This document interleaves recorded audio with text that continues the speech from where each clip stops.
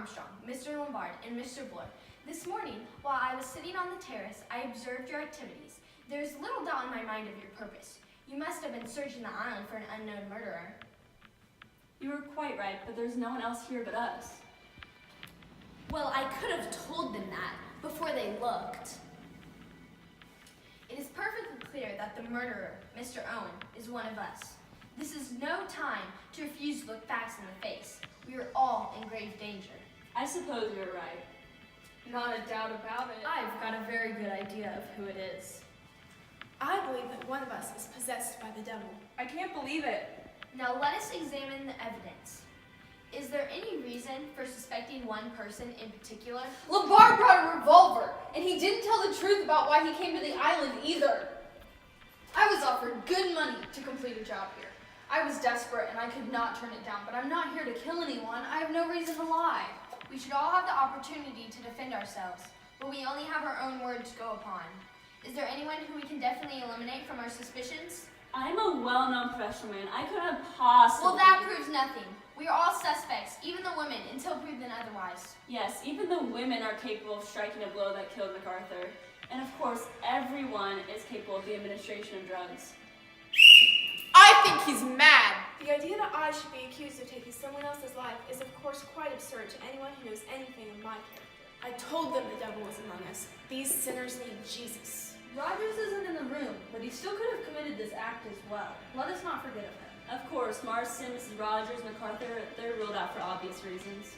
What we must examine is the possibility of eliminating one or more persons on the facts. We can eliminate people who could not possibly have killed the others. Now we're talking, let's get into it. As regards to Marston, any person could have easily slipped the poison into his drink, so we cannot really rule anyone out. Now for the case of Mrs. Rogers. Her husband and the doctor are our top suspects. That was uncalled for. I can assure everyone that the dose I gave Mrs. Rogers was perfectly safe. But anyone still could have slipped into her room, so again, none of us are in the clear quite yet. We now come to the killing of General MacArthur. Although none of us can be proven innocent in the deaths of the others, can anyone prove themselves innocent now? I myself cannot do such a thing. I was with Mr. Lombard and Dr. Armstrong all morning. They'll back me up, won't you? I do not trust a man like him.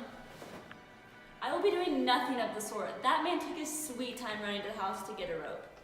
I hear Bloor was absent for a time. Were the two of you together in his absence? Of course, but Lombard did wander off for a minute or two. I just wanted to explore the possibilities of alerting the mainland. I can assure you I was only gone for a minute. Did either of you take a glance at your watch? I did not, and it seems Mr. Lombard was not wearing his. A minute or two is a very vague expression. I was on a walk with Miss Claythorne and afterwards I sat on the terrace.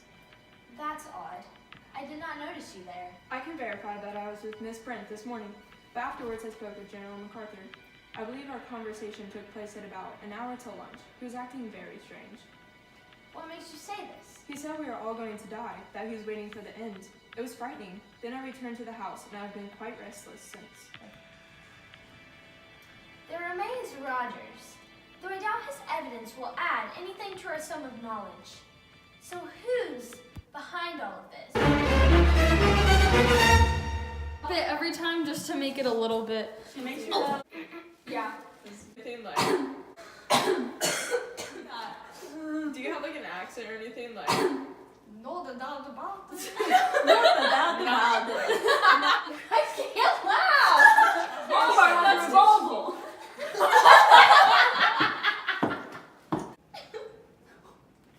Look at Bailey.